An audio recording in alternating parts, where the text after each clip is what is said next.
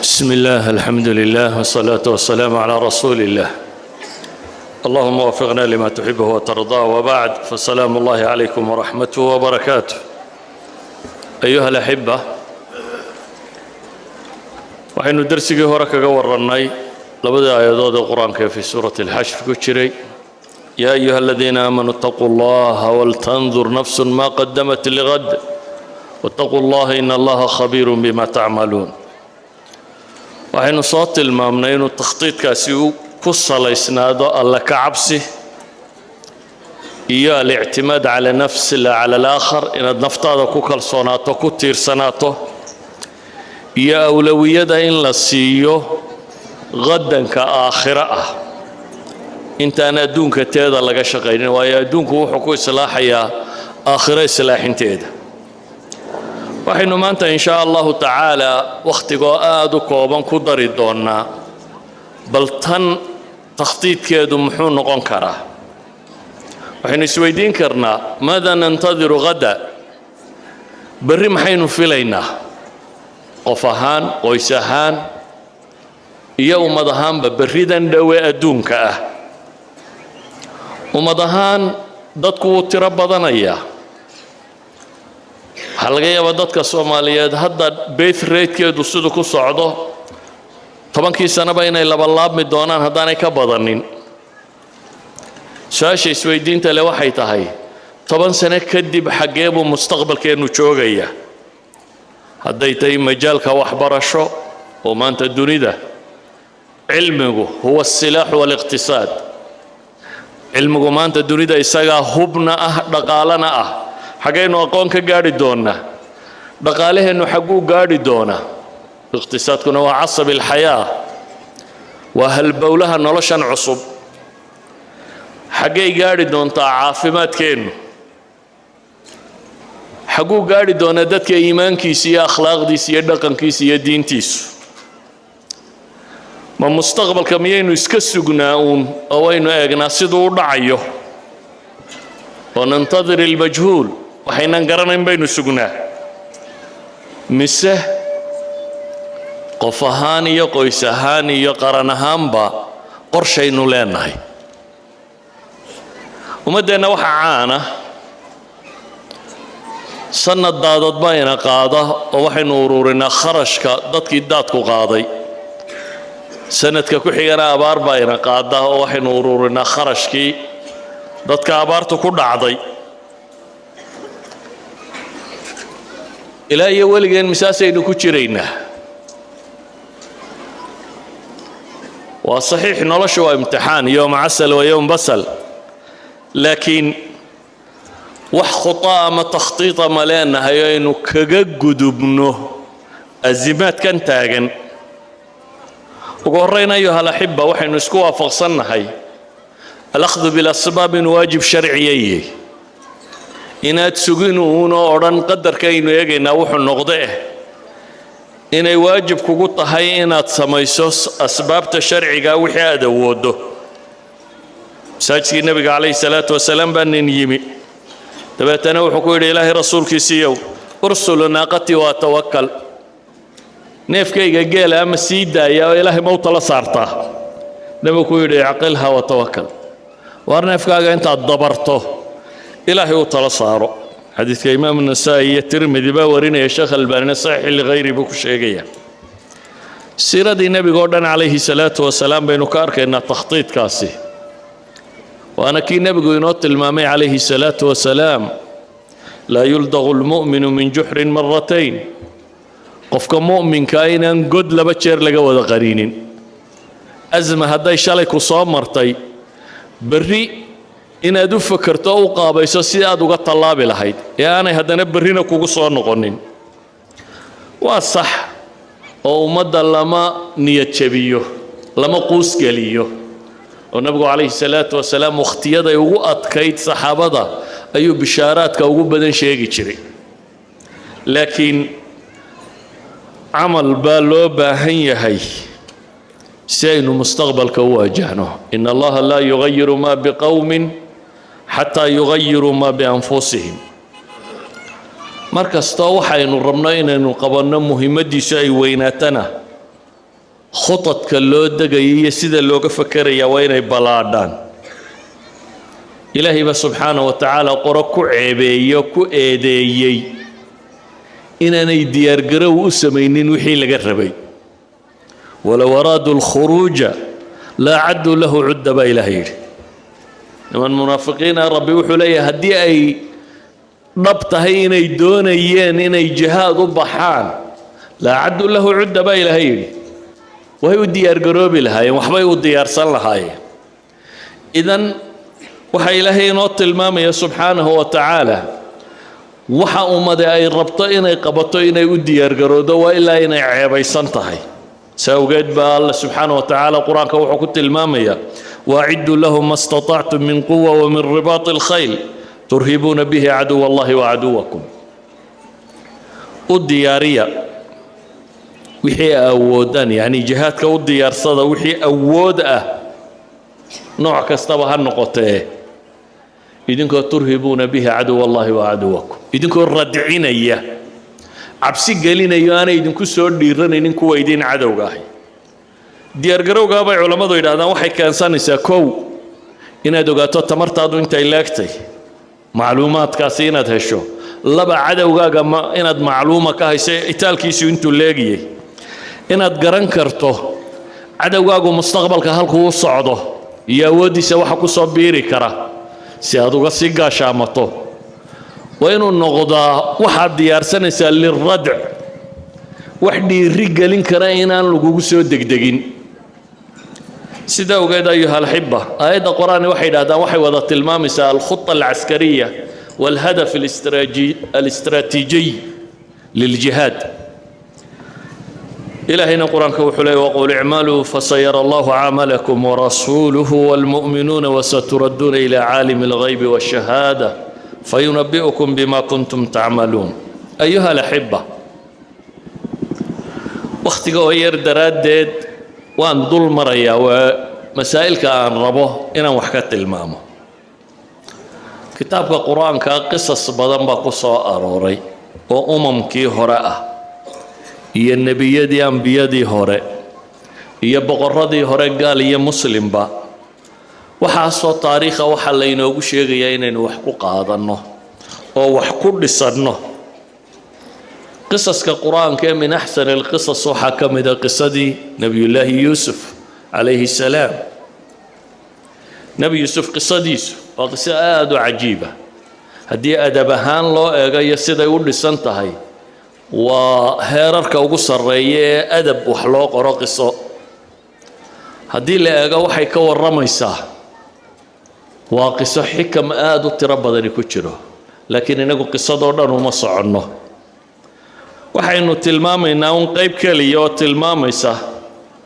tafkiir rashiida iyo xusnu takhtiid iyo salaamatu lidaara qayb tilmaamaysa si fiican oo loo fakaro wax loo qorsheeyo plan fiican oo la dego iyo maamul wanaagsan oo lagu wado إلهي وحكوت المام يا سورة سين يوسف أي مادين قردي قالت يوسف أيها الصديق أفتنا في 7 بقرات سمان يأكلهن 7 عجاف و7 سنبلات خضر وأخرى يابسات لعلي أرجع إلى الناس لعلهم يعلمون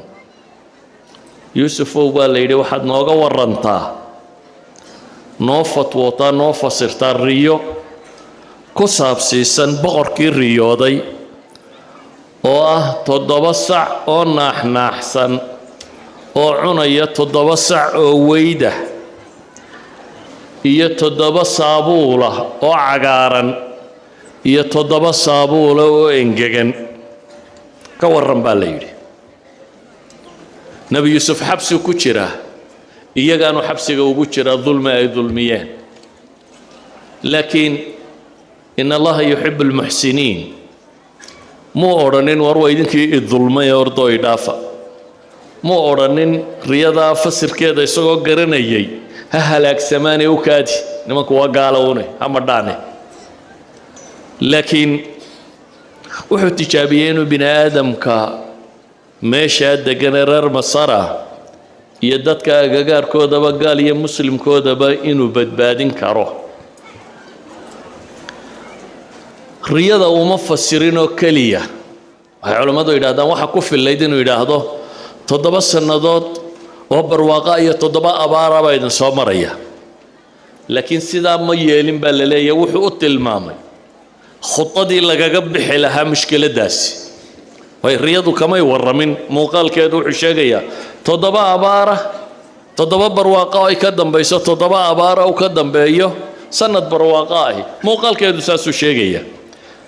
laakiin nebi yuusuf wuxuu nimankan ugu deeqoo dheeraada sidii wax loo qaabayn lahaa. khudadu maxay tahay? wuxuu u sheegay kow intaajga in la badiyo. tasracuuna 7 siniina da'aba. tasracuun wasiiqatu khabar looga dan leeyahay amar. 7 sannadood wax beera buu leeyahy. 7 sannadood da'aban waa xaal yani si mustamiro mutataaliya si xidhiidha wax u beera. 7 sannadood wax soo saarkiinu meesha u sarraysa ha gaadha buu u tilmaamaya. alaslu fi shariica ilaahay wuxuu ina faray dee dhulkan inaynu camiro. huwa anshaakum min alardi wastacmarakum fiiha. ilaahay dhulkuu idinka abuuray, waxaanu idinka dalbay inaa maxay inaa camirtaan dhulka kan. alfaa'id alintaaji in dheeraad la soo saaraana waa waxa keena in qorshe mustaqbal la degi karo.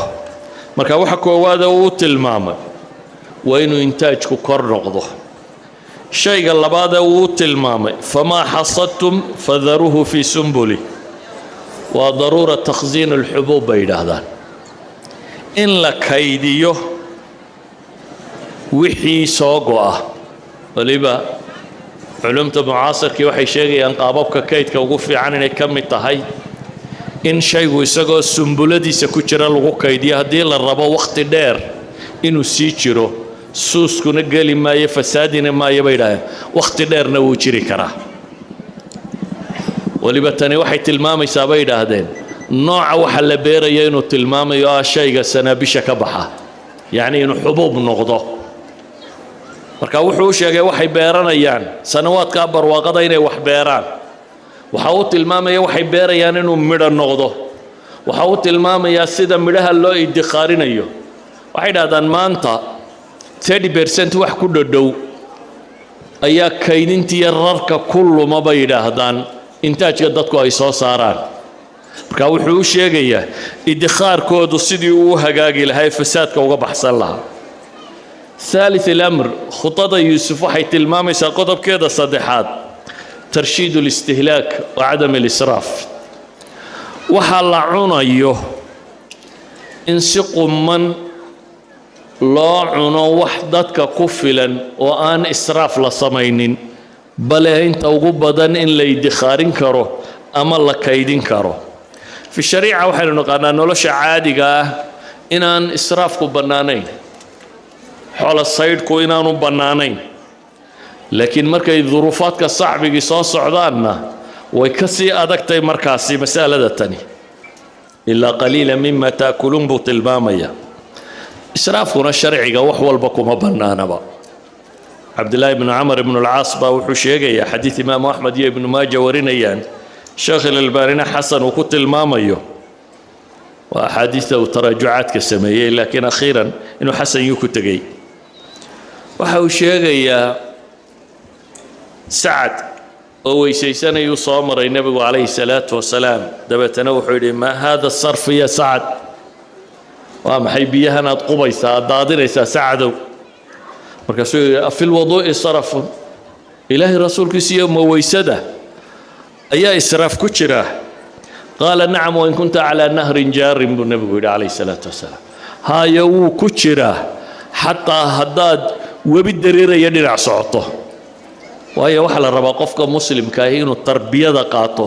tarbiyadu waa suluuk lagu celceliyo si ay caado kuugu noqoto. haddaad markaad biyaha badan haysato qubto oo saydhsaydho macnaheedu waxa weeyaan hadhowna lagama aaminaha adigoo aan kugu filan inaad si isticmaasho shareecada markaa israafku sidiisaba ma bannaana dunida maanta dadka jooga nudray ka cabanayaan waxay leeyihiin dadkii baa batay cunnada dunidu kuma filla waxani kuma filla maaha ku filaanshiyo waa ku filan tahaye waa suu'u tawsiici walistihlaak bay yidhaahdaan waa qaabka dadka wax loogu qaybiyey oo aan cadaalad ku salaysnayn iyo istihlaaga matalan waxay yidhaahdaan halkan nin ee maraykanku 90 qof in ka badan oo afrika abu dabka isticmaalaa 90 qof oo afrika jooga dabka isticmaalaan electricity-ga u baahan yihiin ayuu nin maraykan kaliya isticmaalaa marka waxay leeyihiin waa israaf iyo tabdiir iyo suu'u tawsiice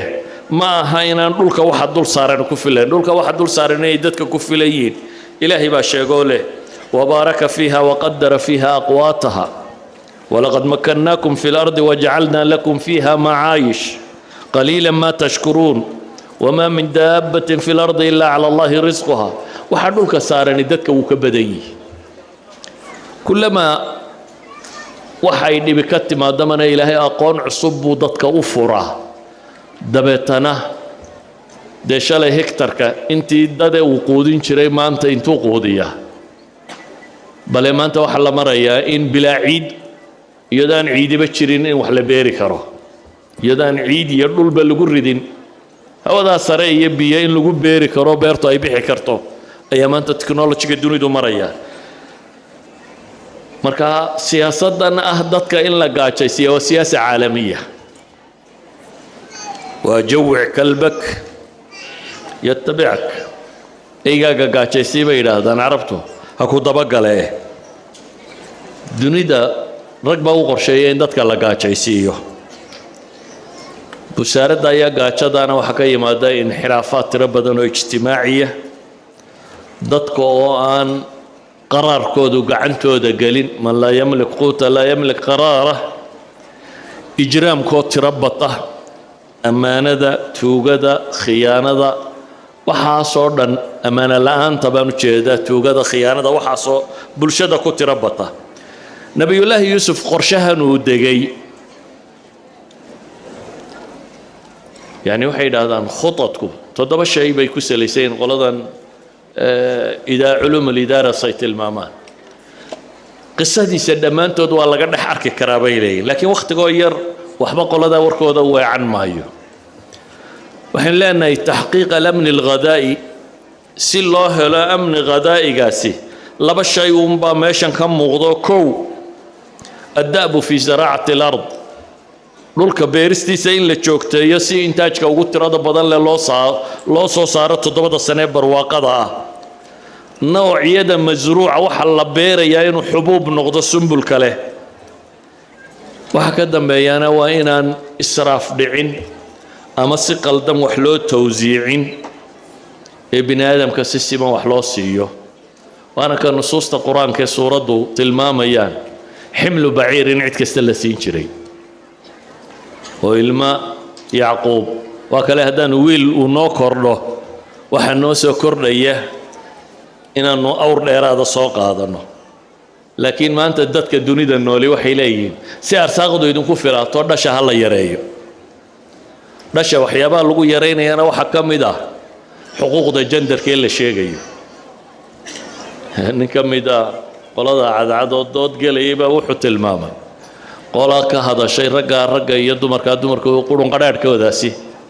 markaasi wuxuu yidhi waxaan rabaa un inay ii sheegtaan waddankan 60 sane soo socda waa Canada 60 sane soo socda cidda ugu tala gasheen inay degto khitadiina haddaynu raacno natiijadeedu waa inaan wax la dhalaynin 60 sane soo socda kadibna dadkani wuu maran doonaa hadda jooga marka waxay ii sheegtaan buu leeyahay un ku dara khutada waddanka ayaynu siinaa ragana ragga ku dara dumarkana dumar ku dara laakiin waxaa sheegtaan 60 sano markaynu dhaafno Canada cidda la siinayana qorshihiina ka muuqata buu leeyahay kamuu dhigin nabi yuusuf qorshaha taxdiidu nasl si cunnadu dadku ugu filaato waxba ha dhalina 14 sano soo socda si cunnadu idinku filaatay wuxuu tilmaamay sidii looga bixi lahay khutadatan ay u dhici lahay ayuha alahibba waxay yidhaahdaan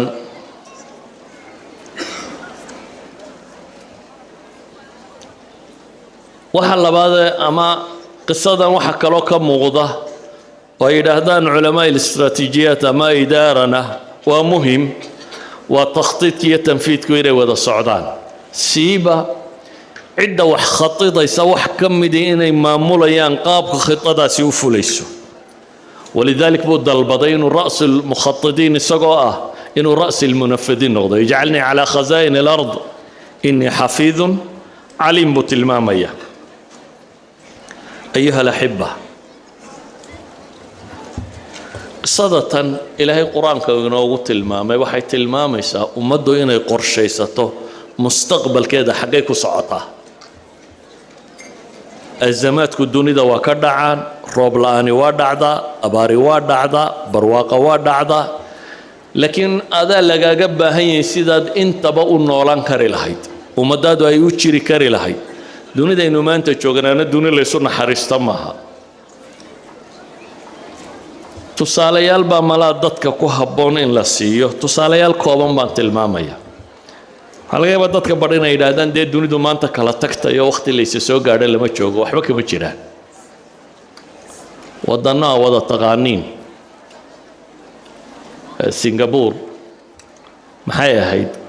wakhtigaynu inagu xornimada qaadannay taiwan maxay ahayd wakhtigaynu xornimada qaadannay malaysia maxay ahayd wakhtigaynu xornimada qaadannay turkigu muxuu ahaa wadannadaasoo dhammi maanta waxaa laga yaabaa in la leeyahay dhaqaalaha dunida ama teknolojiga dunida ama horumarka dunida meel saray kaga jiraan maxay u dhacda waxay leenahay waxaa ka mid ah waxyaabaha keena inay dadku guulaystaan bay yidhaahdaan oo khudadka istaraatiijiga ee la dego waxaa ka mid a kow zamanka inay dadku ka faa'iideeyaan oo la ilaaliyo cadama hadri lwaqt hadafku inuu xadidan yahay meesha loo socdo in la garanayo wasaa'isha lagu gaadhaya in la tafsiiliyo la garto hadafka wasiilada kuu geynaysa mawaariddaad haysato dhammaantood inaad isku daydo inaad ka faa'iidaysato yacni tharawaadka waxa ummaddu ay leedahay ama dhul ha kor saaraado ama hoos ha ku jiro ama bad ha ku jiro ama dadka ha ku jiriyo aqoontiisa waxaa kaloo ka mida bay yidhaahdaan athiqatu binafs dadku inuu kalsooni naftiisa ku qabo oo ay tahay tusaalaan bixinaya maanta waddan yaroo taiwan la yidhaahdaa maqlaysaan oo labada dowladood ee dunida maanta ugu dhaqaalaha badan isku hayaan china iyo maraykan baa isku haya taiwan maxaa la isugu hayaa maxaa laga rabaa maxaa maraykanku uu leeyahay aan ilaaliyo taiwan lixdanaadkii horta taiwan waddanka la yidhaahdaa sidiisaba waa markii thawradu ay ka dhacday china qoladii boqortooyadee la riday ayaa carartay waddanka intii kale mawtistan iyo kooxihiisiiba qabsaday qoladanaa soo baxsatay oo jasiiraddan yar degtay marka waa maamulkii waddanka jayna boqortooyadii ka talin jirtay iyo wixii raacay baa soo baxsaday oo halkan degay jayna waddan shuuciya buu ahaa waa loo diiday united nationka taiwan kaa yar bay ku dareen united nationka 20 sano ayay kursiga Chinese-ka iyadu ku fadhiday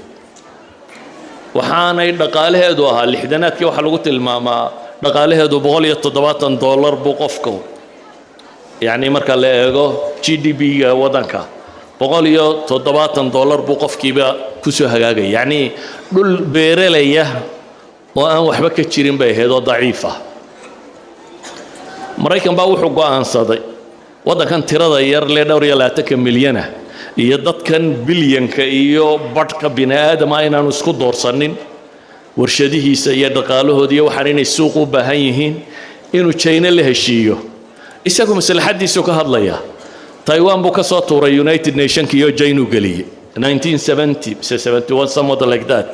ayaa China la siiyay kursigii United Nations Taiwan dibadda loo soo tuuray Taiwan markaa waxay noqotay wadan yar وان دونيدا عدي اعتراف سنين لما سدح دولة دو هوس كلا نقمة موياني وان يونايتد نيشن ككتر سنين وان أوراديا دولي قالي كرينين وان معترف باهين شين هي وينابا الاعتراف تايوان دتك دي مركا way fakareen waxa ay dhahdeen seeba inuu loolanka dunida uga qayb gali kareenaa inoo aan dawlad muctaraf ah ahayn cid la fadhina waxay dhahdeen adduunku wuxuu ka horumaraa waa technology balan xagga technology-ga u kacno waliba aanu kacna bay dhahdeen xagga Silicon Family chipiska daqiiqa ah الرقائق الدقيقة 1973 ay waxay fureen macdal la yiraahdo ITRI oo wixii Silicon Valley-ga lagu hayay bal inay baran karaan 3 sano kadib 1976 bay arday aad u badan waxay u direen sidoo Ashraf sheegayo waxay u direen waddanka Mareykanka si ay aqoonta chipka daqiiqa ah ku saabsan inay soo bartaan Taiwan inkii madaxda ka ahaa waxay ku qanceen war culimada Taiwanese dunida ku nool ee dabadda jira aan soo celino waddanka oo de waddan yar oo beeraleeyeen oo lacag badan ma haysanay say kuwaas u soo noqonayaan waxay u baahan yihiin baynu siinaynaa imtiyaazaad halka wixii aad ku haysateen wax ka badan ayaan waddankaaga kugu siinaynaa waddankaaga u shaqeey baa leeyahay marka khubaro badan oo ay leeyihiin oo dunida ku firiirsanayd ayay aqbaleen ay dib u soo qaadaan waxay haddana yiraahdeen intan oo qori inaguma filla ee nin baa jira Taiwanese oo khabiire ninka hala doono waxa jira nin la yiraahdo Morris Chang oo khubarada caalamka ugu waaweyn ee waqtiga joogtay kamid aha isagoo markaa dhowriyo konton jira ay yiraahdeen ninka waa in la doono ninka kan 25 sanadood buu wuxuu shaqaynayay kambaniga caanka ee Texas Instruments la yiraahdo Mareykan oo technology-ga daqiiqa kambaniyadii waqtiga hogaaminayay ninka hal raadiyo bay yiraahdeen ninkaas 1958 ilaa 1983 buu kambaniga u shaqaynayay wax la muxaawaleeyaba waxa lagu qanciyay in waddanka la keeno 1985 bay Morris Chang dib u keeneen Morris Chang wuxuu bilaabay muhandisiintii iyo wixii inuu tababaro wuxuu bilaabay inuu shirkad sameeyo 1987 shirkad la yiraahdo TSMC waa Taiwan Semiconductor Manufacturing Company waa shirkadda Taiwan u qaabilsan inay semiconductorska soo saarto shirkadda tan wuxuu ku bilaabay raasamaal aad u yar 220 milyan oo dollar buu ku bilaabay 220 milyan oo dollar dawladdu ma haysato هذا ضعيفة بقول يلا باتني دونكو كأنا بويري بقول يلا باتن كلنا شركة فيليبس اللي هذا هولنديس كا يدد يوحبوك قاضي أنت سيسكت شابة لا بقول يلا باتن مليون بو حكومة سمية شركة داسكو أساسي شركة بلوة وحنا الربطة شيب اندستري إنه نقطة شيب كهرت صومة تغانين ومسكحة كان ينكهر لنا ومسكحة ير كشقة يسوي وحن شربة ما أنت وحن إلكترونيكس كشرة مسكحة ير كشقة يسيسا بروسيسور سكاية وحلا نوعية كاسو الرباين وصوصار شيب كاين لصوصار لبا فرسما إلى هذا فرسما وحلا هذا تصميم ديزاينينج ووحنا يكتب المامان لوجيكال جيتس وحكسم يسين logical gates مسائل ملادات كأنت بدناني فهمي وسكيت تجينا وإن بحال كلا ديزاين جرايو ديزاين كم مركا هو علم السيدي سو تاجر مركا يجيب كشوكتو كلا بعدنا وحوي يوم واحد ديزاين جرايسي إن ورشة دي سماين لهيدا صار لهيدا لسمايو سيداتنات كي لحد الشركات وحسمية دوني دوجوا وين وحالها أمريكان إياه يابان صدق شركات أمريكانا وتكساس إنسترومنت كا IBM يا إنتل دانك كلنا صدق شركات وين ولاية هاي يابان بيا لا NEC نك يا توشيبا يا فيتسو lixdaa shirkadood baa kuwii ugu waaweynaa markaa ka mid ahaa wax soo saara laakiin dunida 50 shirkadood baa jira oo tasmiimka sameeya warshado ma leh laakiin tasmiimka bahalka yar sidoo shaqaynayo iyo horumarintiisa 50 shirkadood oo ka shaqeeya baa jira shirkadkii waaweynaa ee Mareykan waxay ku xidheen markaa ciddii rabta in loo sameeyo hadda waa ku sameeynayna laakiin wixii ka dambeeya annaguna waa samaysan karnaa kaagi tasmiimkaagi marka dadkii meel kale samaysan ma hayaan waxay ku qasbanaadeen in Mareykan shirkadkiisa loo tago nin waliba design cusub oo aan dunida oolin intuu keeno uu u dhiibo oo loo sameeyo markay isaga u sameeyaan hadhownayana iska samaystaan suuqayana geliyaan Morris Chang wuxuu bilaabay bahladii qadiimka ah horta inay sameeyaan si ay ugu tababartaan oo kuwa hore ee baatenkoodu iska baabay inay wadaan wuxuu kaloo bilaabay shirkadka jadiidka ah inuu yiraahdo shirkad waloo noo keenta tasmiimkaaga waa ku haynayna adigun baa iska leh annaguna ma sameynayno waxaad adigu dalbato baan ku sameynayna marka waxay yiraahdeen laba sifay yeesheen kafaa iyo amaana bay isku heleen bay yiraahdaan inay dad farsamadan garayeen yihiin oo wixii sameyn karaya iyo dad amaana leh oo wixii nimankan u haynaya taasi waxay keentay shirkadkii dunida ee qoladaasi sanduleysatay inay xaggan u soo weecdaan ninkan wuxoodiina u haynaya waxna u sameynaya dhankiisa inay la bilaabaan bal markay xoolaysatay horumar weyn bay waxa ku sameeyeen shirkadoodii ilaa iyo zabaa'intooda ay ka mid noqdeen xataa kuwii sameynayay Intel iyo maxaa la yiraahdaa Texas Instrument iyo shirkad waaweyn Motorola iyo kuwaasay chipskooda soo saareen markuu warshada sameeyay 13 sanadood kadib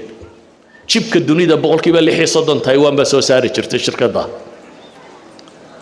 2008 markii la gaaray waa 12 sanadood kadib 51% bay soo saarayeen chipka dunida lagu sameeyo oo dhan taasi waxay keensatay shirkad waaweyn oo wax sameyn jiray markii dambe inay iska badaayeen wax sameynta oo ay designka ku soo hadhaan dabeetana iyaga maadaama ay amaano leeyihiin idaadan baalkan warshadahan kulfadoodu tiro badan tahay halka warsho 12 bilyan baa lagu dhisaa markan dambe halka warsho inta dhisi lahayd waxa kan qolada tan ma siisaan ha sabeeyaan shirkadka waaweyn iska daayay waxa kamid ah AMD oo kale 2009 kii bay joojisay tasmiim bay ku hadhay nimankii way wadeen waxay gaarsiiyeen raqaa'iqda noocan dunida oolin ama dunida kale sameyn karin ay sameeyaan 5 nanometer that means Intel iyo wali 7 nano ma sameeyaan si ay u fahamtaan nanometer kan aynu sheegayna waa 1 bilyan mitirka marka loo qaybiyo 1 bilyan midkii shan ka mid ah ay processorskooda noocyadkaasi ku sameynayaan si kale haddaan u tilmaamo markastoo nanometerku uu hoos u sii dhaco bahalka speedkiisa wuu kordhayaa powerku cunayaana wuu yaraanayaa waana dee waxa la rabo in shaygiina uu soo yaraado power consumptionkiina dabkii uu kaa cunayna inuu yaraado horta si ay u fahamtaan waxaan dunida nimanka faanayo dham ay haystaan waxan bay ku shaqeeyaan gantaalka cirka loo dirayo satellite-yada samada jooga diyaaradaha iyo hubkan waaweyn waxa laaliyo wax gawaadhidan maanta dunida joogto oo dhan waxaan mobile la sito oo dhan waxoo dhami bahalkan yar bay ku shaqeeyaan marka waxa weeyaan dunida maanta waxa electronic joogo dhami processor bay u baahan yihiin lagama maarmo processorkaasina markasta uu sii horu maraba dee cajabtiisa badanaysa مثلا maraykanku maanta F35 buu sameeyaa dayuurada F35 processors ka u baahan tahay nimankan baa sameeya hadduu wuxuu ku qasbay khatar baa lagu jiraayay inay warshad ka dhisaan Texas 12 bilyan ku kacaysa si kale markaan u tilmaamo waxay sameeyeen hadda 160,000 oo mitir square meel abay warshad cusub ka sameynayaan oo ay 5 nanometer kii hoos uga sii dhacayaan 3 nanometer inay hadda soo saaraan 3 nanometer markay soo saaraan macnaheedu wax weeyaan kii 5 nanometer ka ahaa boqolkiiba 70 buu ka dheeraynayaa 70% buu faster than that one yahay raqaa'iqda maanta mutaaxa inta baa wali 7 la rafanaysa iyana intay 5 ka soo guuraan bay 3 u guurayaan yay wax u samaysaa TSMC waxay wax u samaysaa Apple shirkaddan iPhone ka leh waxay wax u samaysaa Nvidia shirkaddan inta badan kombiyuutarada ku aragtaan qalabka ku jira inay leedahay waxay wax u samaysaa Qualcomm shirkaddan processorada samaysata waxay wax u samaysaa Marvell waxay wax u samaysaa Broadcom waxay wax u samaysaa Exlinux yani waxay wax u samaysaa shirkadka waaweyn ee dunida la sheego shirkadda qudhe gaarka isugu filan ee aan iyaga ku xidhnayn waa Samsung iyaguna leh waxooda gaarka ah taa macnaheedu waxay sheegaysaa China 28 nano buu marayaa kuwanina 3 bay marayaan 3 iyo 28 baa la kala joogaa that means wax isu dhow ma aha shirkadkan waaweyn ee dunida jooga waxay yiraahdaan Mareykanku hadduu is yiraahdo kuwan maanta dib u samayso ugu yaraan 10 sanadood bay ku qaadanaysaa bay yiraahdaan China markay aragtay inaanay gaadhaynin waxay isku dayday inay xaddo in muhaddisiintii ay lahaayeen Taiwan kumaan bay soo saartay boqol bay ka xadeen maxay siinayaan 3 laab mushaharkii Taiwan ay bixin jirtaa China siinaysa laakiin de halka warsho 30,000 oo injineer buu u baahan yahay hal warsho noocan ay soo saartaa 3,000 oo injineer ay u baahan tahay bay yiraahdaan markaan warkaas soo duuduubo nimankani caqli bay invest gareeyeen dalkoodiina waxa u dhigan khuto inay beeraleyda qura ka baxaan oo ay dunida hogaamin karaan waxay yiraahdaan marka la yimaado xagga militariga Taiwan laguma duuli kare bay yiraahdeen waayo haddii lagu duulo dunida dib u dhacaysa bal qiyaas adigu wadan yar oo la leeyahay haddii lagu duulo dunida oo dhan baa dib u dhacaysa la Mareykan baan cirka wax badan u diraynin wala imika markay azmada tani dhacday مثلا gawaadhida dunidu nus bay hoos u dhacday in ku dhadhow bay leeyihiin wax waliba way qaali garoobeen maxaa loo leeyahay karooni wax waliba way qaali garoobeen chainkii ku saabsisnaa bahalka kan ayaa dhibi ku jirta chainkii isku xidhnaayee processorskii dunida gaadhi lahaa baa yaraaday marka waxay yiraahdaan waa silaaxu radci li Taiwan bay u noqotay bay yiraahdeen silaaxu radci hubkii ay naftooda ku ilaalinayeen waa chipka yar warhoy China u dib baad u dhacaysaa haddaad weerarto Mareykan u dib baad u dhacaysaa haddaad weerarto dunida ay haddii weerarna lagu qaado dib baad u dhacaysaan waayo warshadoodan cidina ka maarmin warshadooda yar ay meesha ku haystaan baan cid ka maarmin dunida qolaba wax yar bay goosatay warshadani qalabka ay wax ku samaysayana hal shirkad oo qura dunida leh MSL shirkad Hollandiisa ayana leh waxay tani soo saarto qalabka wax lagu sameeyo taasoo qura samaysa maxaan uga dan leeyahay masaladan TSMC iyo Taiwan haddaynu sanaa ka warramo muxaadaraad bay u baahan tahay laakiin waxaan uga dan leenahay beeraley bay ka yimaadeen laakiin qiyaadahan leh oo khutalo meel u muuqata heshay qiyaadadaas istiraatiijiyada ay degtay wixii ay u baahnaydna way ku dhaqaaqday oo ah inay macaahideeda horumariso aqoonyahan dabadda u dirato waxay aqoonyahan lahayd ee dunida ku noolaana inay dib u soo xarayn karto hal nin oo ay soo hesho raggeedii ka midina isbeddelka intan leeg buu sameeyey saawgeed ayuha alxibba waxlana umamku haddaan cidi mustaqbalkooda ka fakerin oo fikrad qura maaha fikraddu ihtimaam bay u baahantay bay dhahay in mudnaan la siiyo ihtimaam qura maaha ihtimaamku takhtiit buu u baahan yahay baa la leeyahay in qorshe uu jiro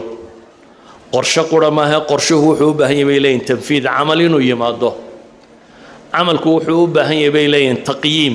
in dib loo qiimeeyo la eego maxaa ka qaldan maxaa dhiba taqyiimku wuxuu u baahan yahay bay leeyihin wixii uu soo saaray tasxiix in la hagaajiyo inta aan tilmaamay waxay yidhaahdaan waa khutuwaadka istiraatiijiga khudadka loo maro فكرة، اهتمام، خطة، تنفيذ، عمل، تقييم، تصحيح، وستبس كلا دنبيا لما ربى هذا هدي قلب بيرلي أيمان الدنيا ده قاعدة كويسة أو ترى هان دور يلا 10 مليون وأنا هين دولة معترفة أو دنيا كشرتها وأنا ودن كده الرصاص الهين يمكن مثلا وحيابها يريي بيلينين دنيا ده وهذا بروسيسور سكري وحنا يرادان وحكم ده دجال كيوكرين كصعدة ويا يوكرين الراشيا وحكم ديهن ودنا ده وجود بدن الجاسس كنادر كاهب هلادن لو سمية صارة جاسس كاسي وحلا سمية برتا وأنا ودنا ده وجود بدن برتا ورشدها برتا عليه دنيا ده بدأ يسكو حرنتي لكن ودن كاي يروح وقاري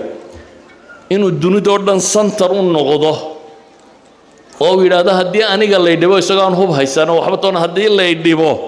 دنيا ده ودن يا دار دب مية وحقاري إنه دت كيسي كأنه من بقولي التضباط إلا إياه كمانكم دولار إنه إنكم كودو نقون كرو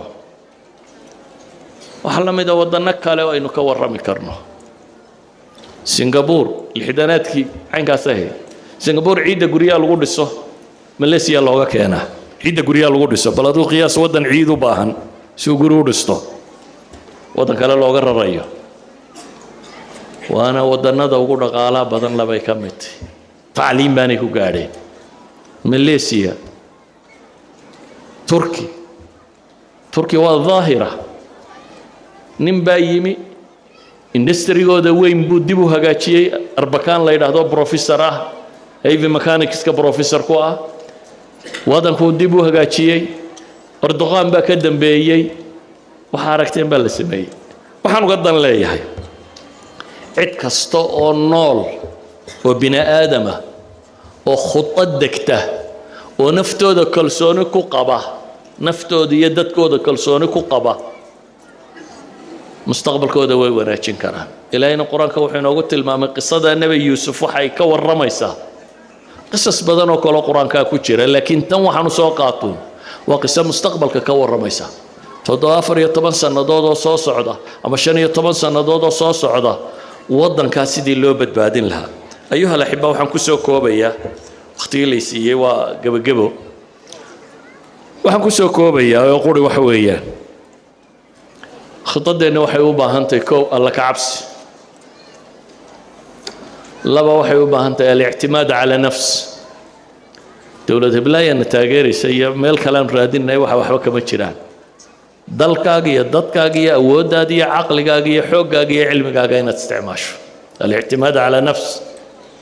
والثقة بنفس كالسوني inaad isku qabto inaad wax noqon kartid waxaynu u baahannahay inaynu siino awlawiyada aakhiro dadka iyo ummaddu inay aakhiro badbaadaan khaamis al-amr waxaynu leenahay mustaqbalka dhowna khutu u baahan yahay camaliyo ummaddu ay yeesho hadday tahay ta qofka waynaanad isku mid noqonin sanadkan iyo sanadka dambe way la faashil baa tahay ardaydeena jaamacadku waxay rabaan inuu waraaq qaato waraaqi waxba ma tarto inaad wax barataaba muhiima waxbarashana waa la koraa haddaad maalinta jaamacadda ka baxdo wax akhrisba kuugu dambeeyo xagaad qabanaysaa shalay sidaad ahayd waa inaad isku daydaa cibaado ahaan cilmi ahaan aqoon ahaan dhaqaale ahaan dadnimo ahaan akhlaaq ahaan inaad ka kortid halkaad shalay taagnayd inaad routine life ku jirto maaha nolol routine oo aan horumar lahayn waa markaad qoftay markaad qoys tahay waxaad u baahan tahay inaad qaabayso qoyskan maxaad ka damacsantahay xagaad ku wadaa meeshaad u hogaaminaysaa inay kuu muuqato khutadaad yeeli lahaydna inay kuu muuqato noloshu caraaqil ma weydo waa mashaakil kaa hor imanaya laakiin mashkilad kasta way out bay leedahay meel looga baxaa bay leedahay ummadda tan waa in cidi u fakartaa fikrad qura maahee waa in cidi khudadka u dejisaa dadka qaadada u ahi waa inay khuda u dejiyaan khuda qura maahee waa inuu noqdaa wax la tanfiidinayo inagu midi shalay hadduu xaggaa u kaxeeyey madaxweynaha ku xigaana xagga kale uu kaxeeya waxaad moodaa inaynu ku ballanay midba intuu dhiso ka kale inuu burburiyo bal dhaqanka Soomaalida waxa kamid ah xafiis cusub marka timaado kuraasida inaad ka jeediso xagga ay u jeeday miiska inaad rarto kii hore xagga ugu fadhiisan jiray Soomaa adigu miiskana xagga dhig kursigana xagga ka soo jeeday dhanka ka bedel halkaad wax kale ku kordhin lahayd idan hadduu noqdo maamulka ummaddu midba ku ka dambeeya inuu isku dayo kii hore inuu raadkiisii masaxo yuu legacy helin yuu magac helin yuu waxan helin halkuu odhan lahaa intaasi u gaadhsiiyey maxaana ku dari karaa ama kii hore ceebtiisa inuu ka warramo ka soo socdaa inuu ka fakaro kan siduu u fashilin lahaa jooga si aan u guulaysan lahayn ummadaasi meel u socon mayso idan gabagabadaydu waxay tahay ilaahay wuxuu yidhi waqul icmaluu فسيرى الله عملكم ورسوله والمؤمنون وستردون إلى عالم الغيب والشهادة وأنا عمل سماية بالليل إلهي يا رسولك يوم الضبا وإذا نركض دون طوح السميسان آخرنا إلهي بأيدين كور رمي بحياة السميسان وصلى الله على نبينا محمد وعلى آله وصحبه وسلم والحمد لله رب العالمين